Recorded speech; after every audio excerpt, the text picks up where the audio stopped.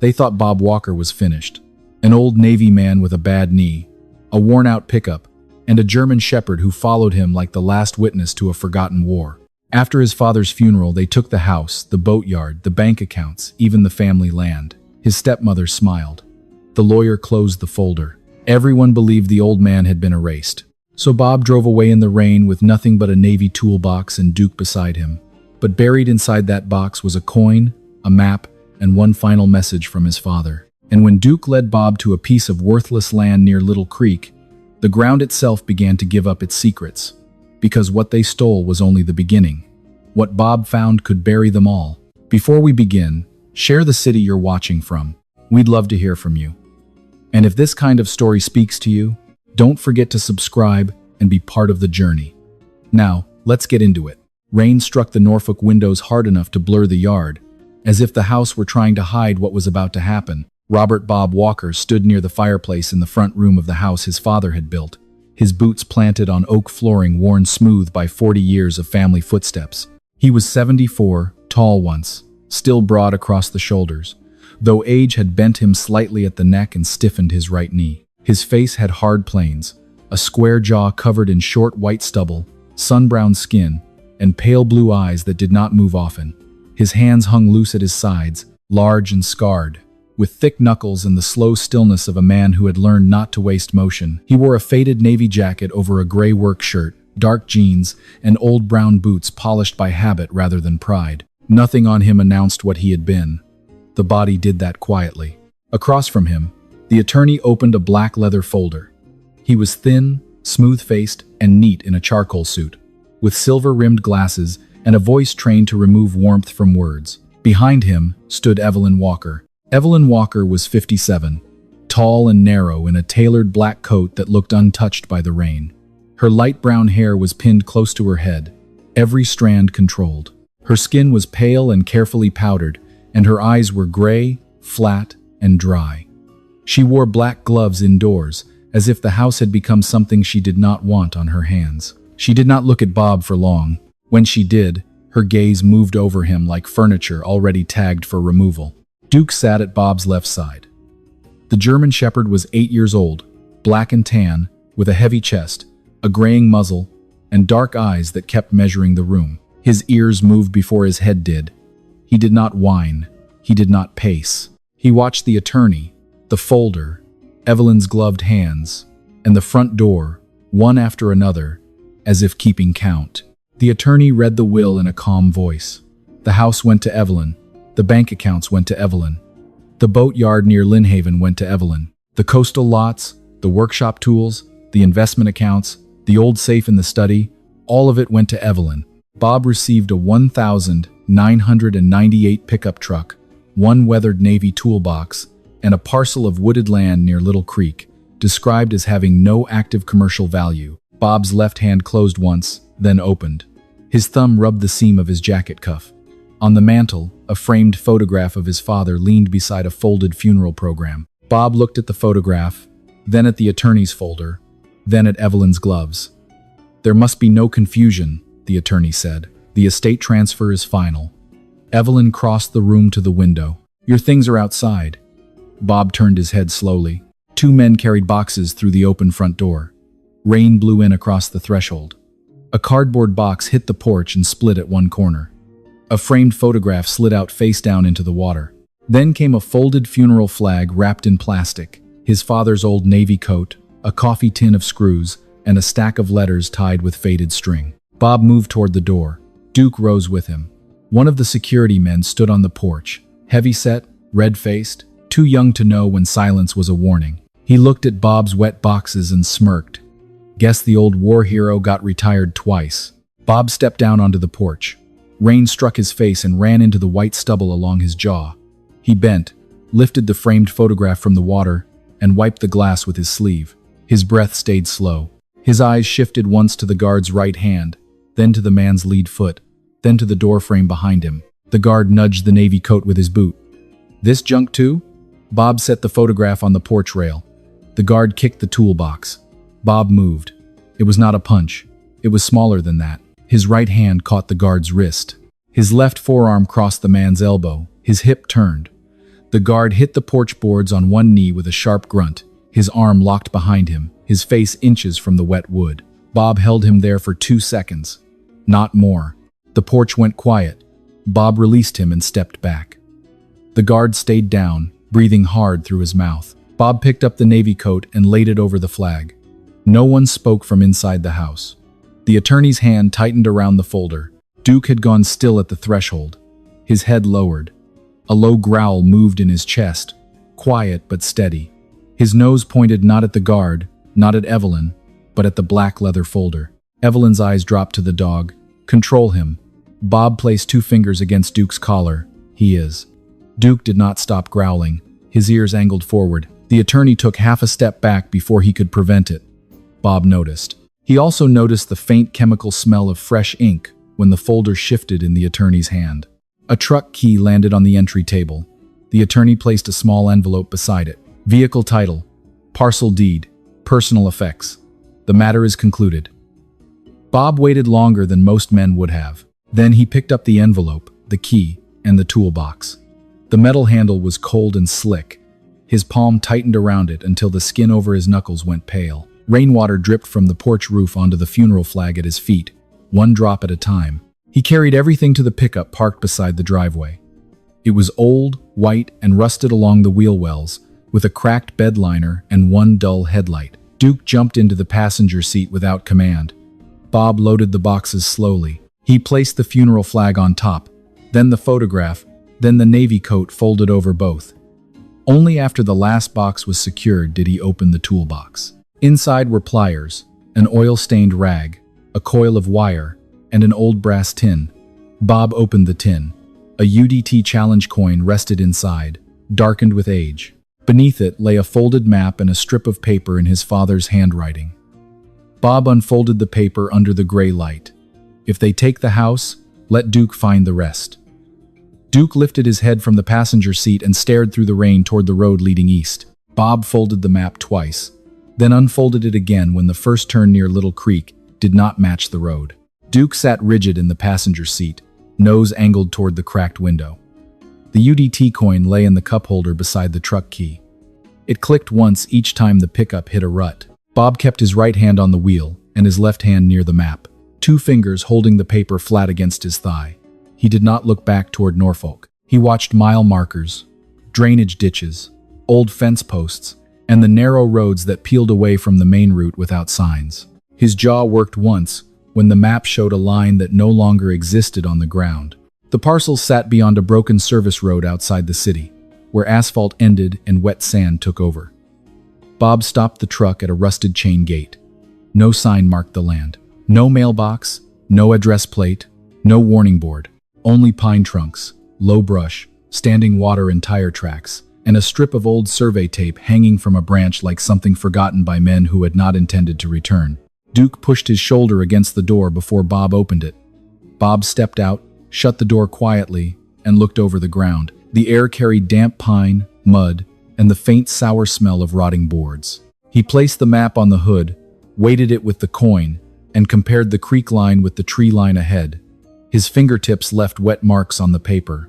He wiped them once on his jacket and stopped. The corner of the map had his father's old pencil mark on it, a small X, no label. Duke moved, not fast, not wandering. He lowered his head and walked past the broken gate, along the edge of the service road, then left through scrub grass toward a collapsed shed. Bob followed with the toolbox in his right hand. His bad knee caught twice in the soft ground. He did not slow. The shed had once been framed from cheap lumber and corrugated tin. Now half the roof sagged inward. Rusted nails stuck out from split boards.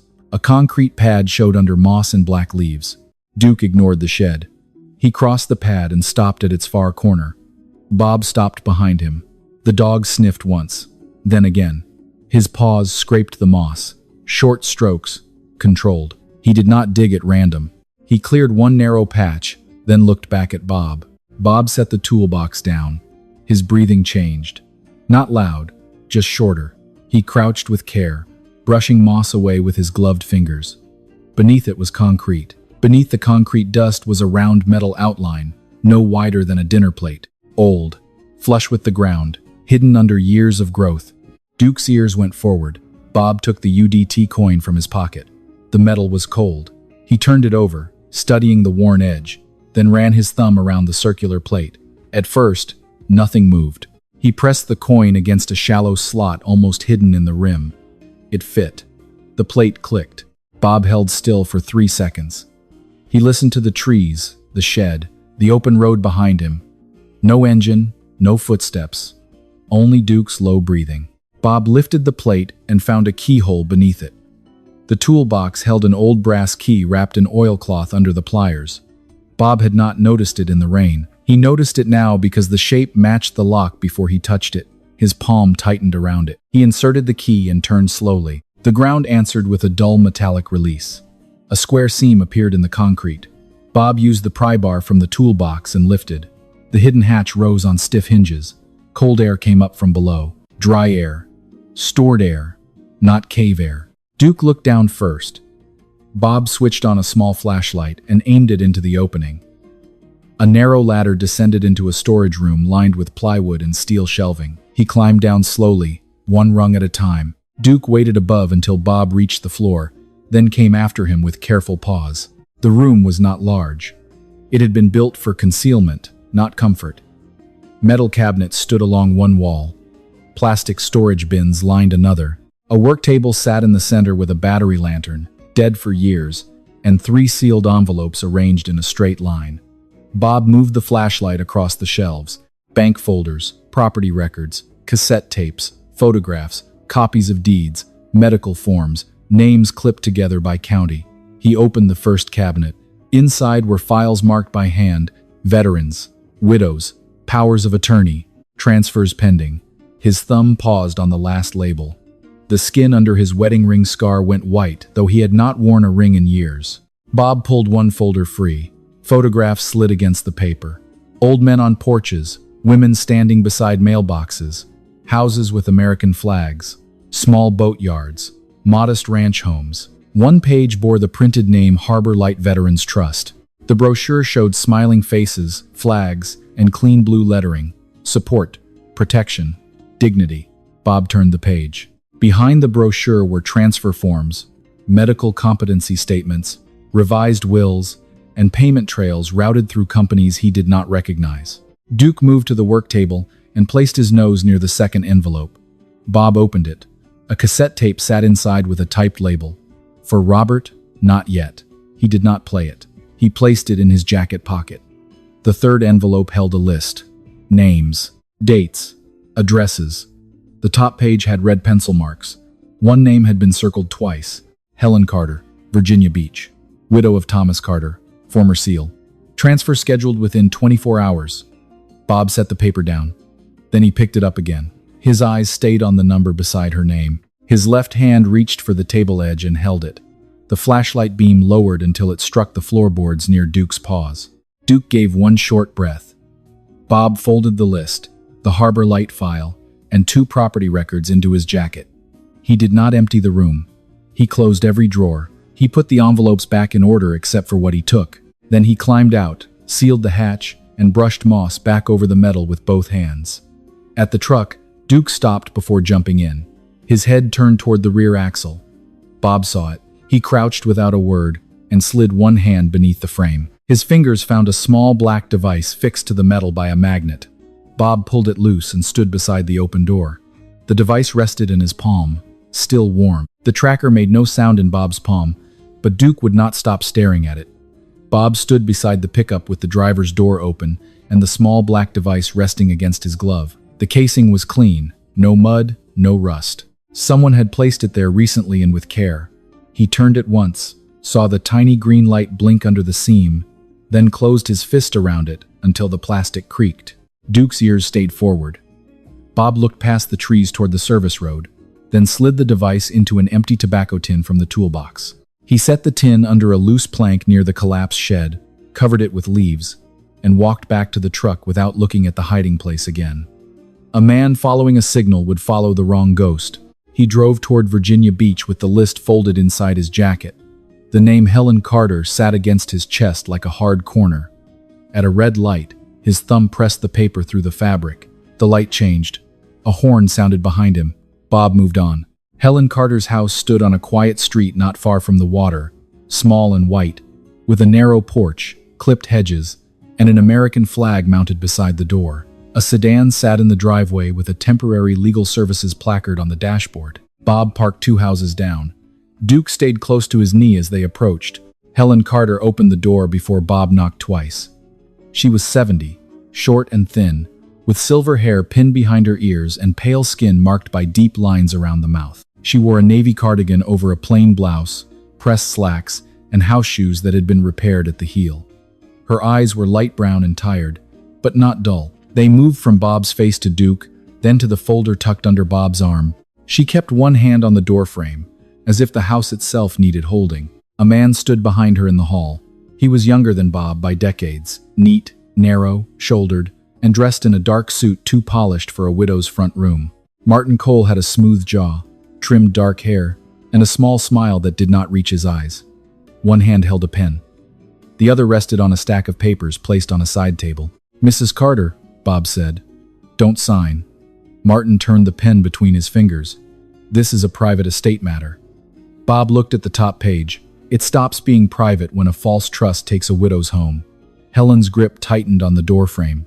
Duke stepped in front of Bob, not growling, just present. Martin's smile thinned. Bob saw the paper header, Harbor Light Veterans Trust.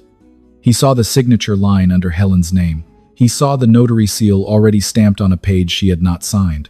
Bob took the list from his jacket and laid it on the side table. Helen's name was circled twice in red pencil. Beneath it was the transfer time. Helen looked down. She picked up the pen, set it down, picked it up again, then let it roll off the table. It struck the floor and stopped near Duke's paw. Martin reached for the papers. Bob's hand came down on top of them first. No grip, no shove, just wait. "You should leave," Bob said. Martin looked at Duke, then at Bob's hand. "You don't understand what you've stepped into." Bob lifted the papers and placed them under his arm. "I'm beginning to."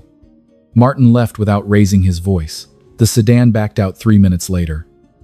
Bob watched it turn at the end of the street before he moved. Inside Helen's kitchen, the clock ticked too loudly. Bob called Frank Miller first. Frank answered on the 4th ring. His voice sounded rough with sleep and cigarettes. He was 78, a former Little Creek man with a bad hip, a dry mouth, and a habit of laughing once before bad news. "I need a name held," Bob said. "Helen Carter." Frank did not ask why. "Tom's widow?" "Yes." "I'll make calls." Bob called Laura Bennett next. Laura arrived in less than 40 minutes, driving a gray state vehicle with no markings. She was 42, medium height, lean, with dark blonde hair tied low at the back of her neck and fair skin roughened by long hours more than weather. Her navy field jacket was plain, her shoes practical, and her eyes were sharp blue, quick over documents and slower over faces. She entered with a tablet under one arm and a hard black case in her right hand. She did not waste steps. She reviewed the papers at Helen's kitchen table. She scanned Bob's copies. She photographed the notary seal. She called 2 offices, gave badge numbers, and waited without tapping her fingers. Then she sent the emergency hold request. Helen sat across from her with both hands around a mug she had not drunk from. Bob stood near the back door. His shoulders touched the frame. Duke lay under the table, head raised. Laura ended the call and placed her phone face down. "The transfer is frozen for 72 hours. Helen lowered the mug to the table. The ceramic clicked against the wood. Bob did not move. His eyes stayed on the legal papers. The same formatting, the same trust name, the same clean language wrapped around a theft. Laura opened another file from her case. There's more. She spread 3 medical competency forms beside the transfer documents. Bob saw his father's name on the top sheet. His fingers stopped at his side. His breathing narrowed. The room seemed to leave only the black ink, the date, and the signature at the bottom. Laura pointed to the final line. This doctor signed Helen's review. He signed 2 other widow cases, and he signed your father's medication adjustment during his last week. Bob leaned closer.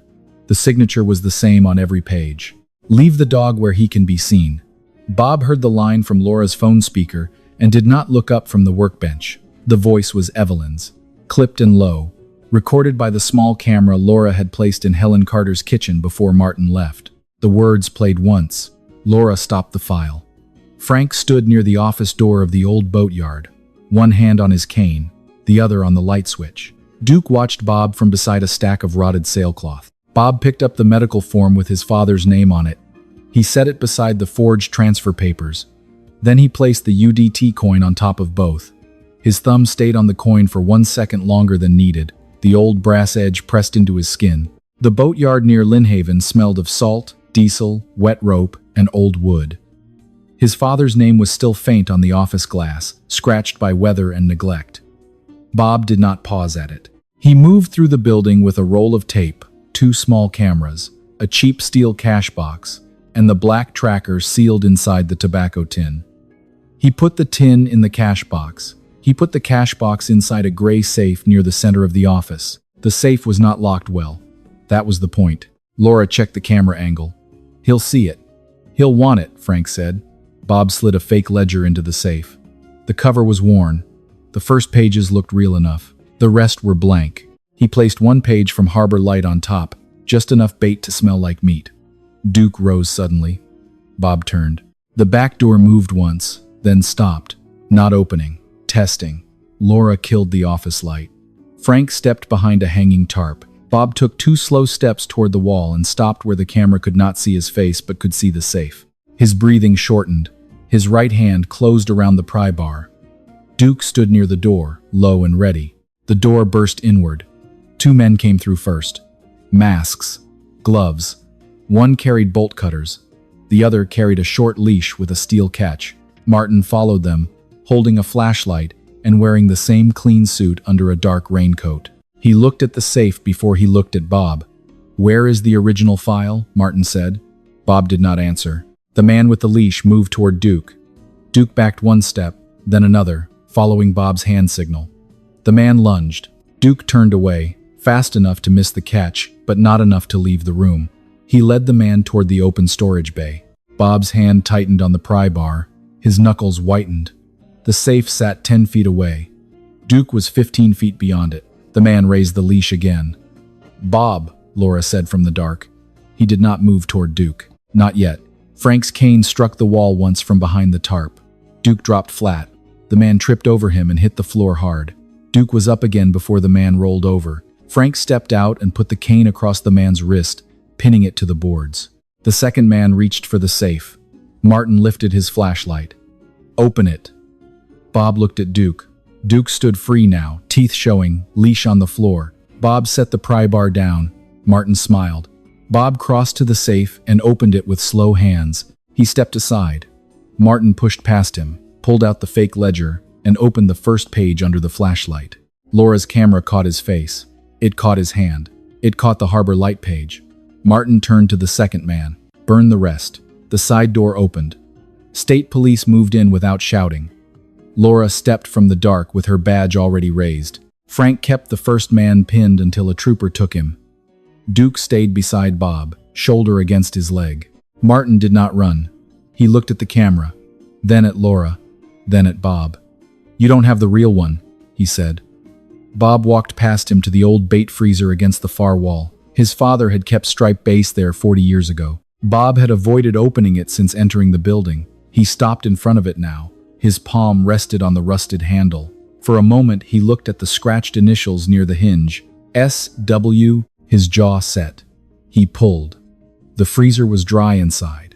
Not cold, not empty. A fireproof document case sat under a layer of canvas. Bob lifted it out and placed it on the workbench.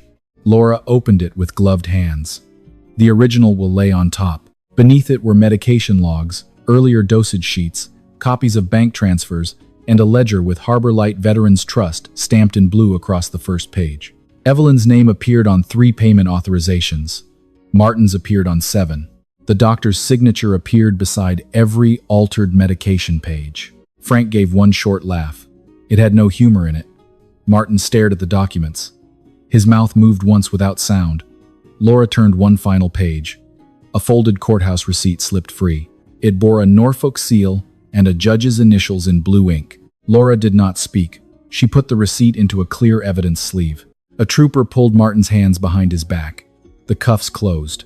Martin looked at Bob then. You still don't understand. Harbor Light didn't survive 10 years because of me. Bob held his gaze.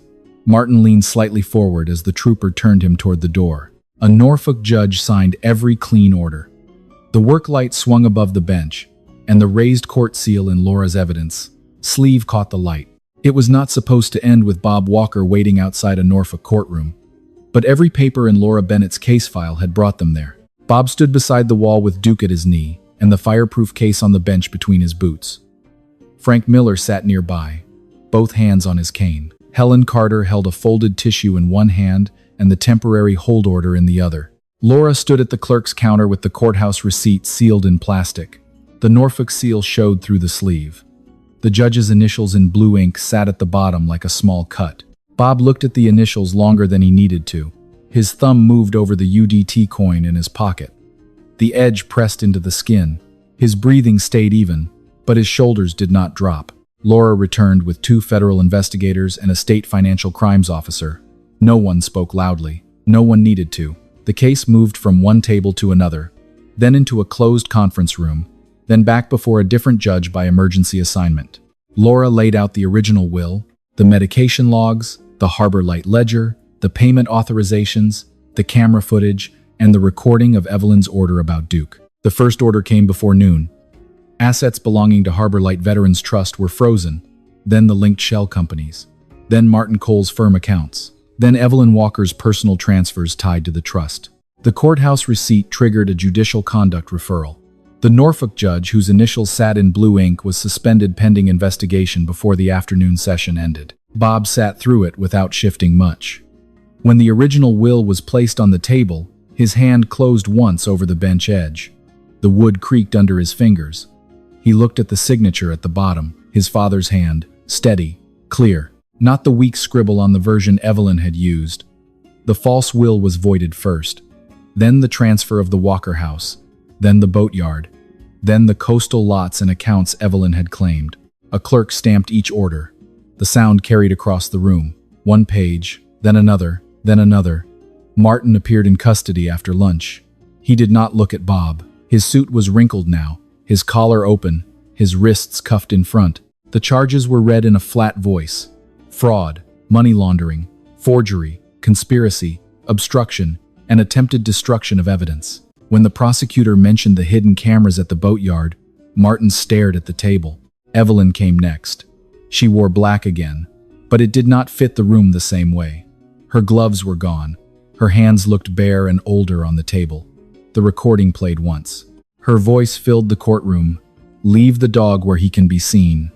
Duke lifted his head. Bob placed 2 fingers against the dog's collar. Evelyn was charged with fraud, conspiracy, unlawful property transfer, witness intimidation, and manipulation of medical care. The payment authorizations tied her to the doctor. The medication logs tied the doctor to Bob's father. The same doctor was arrested that afternoon for falsifying competency reviews and altering medical records in multiple estate cases. Helen's order came near the end. Her transfer was canceled. Her home remained hers. 3 other widow cases were reopened before the court adjourned. More were placed under review. Harbor Light Veterans Trust was ordered closed pending seizure. Recovered funds were directed into a court-supervised legal defense fund for elderly veterans and military widows across Norfolk and Virginia Beach. Bob did not smile. He signed where Laura told him to sign. He took the restored deed to the Walker house, then the deed to the boatyard. He folded both documents once and placed them inside the fireproof case. Outside the courthouse, Frank stood slowly. Helen touched Bob's sleeve, then let go. Laura handed him the evidence copy of the original will. "It's done," she said. Bob looked at the courthouse steps, then at Duke. Not yet. 3 weeks later, the old boatyard opened again. The sign over the office glass had been cleaned, not replaced. Walker Boat Repair. The letters were still faded, but readable. Frank sat behind the front desk with a coffee cup and a list of veterans who needed hull work, engine help, or just a place to sit for an hour. Helen brought sandwiches on Tuesdays. Laura came by after work with updates on the reopened cases.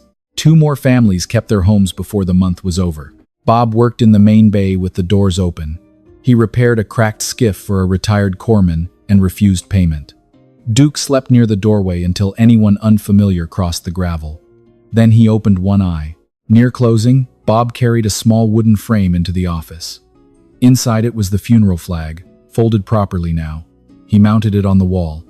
Beside it, he fixed a small brass hook. His fingers paused before he took out the UDT coin. He held it flat in his palm.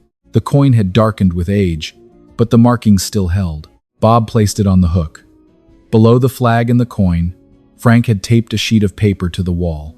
It listed the first 7 homes returned or protected. Helen's name was third. Bob looked at the list, then at the open bay door, where Duke stood watching the gravel road. Bob turned off the office light and left the coin hanging beside the flag. Sometimes, what looks like the end of a man's road is only the place where God has hidden a new beginning. Bob Walker thought he had lost everything: his home, his father's legacy, the family name, and the last pieces of a life he had spent years trying to protect. But what others meant for harm, God turned into a path. A forgotten toolbox became a map. An old coin became a key.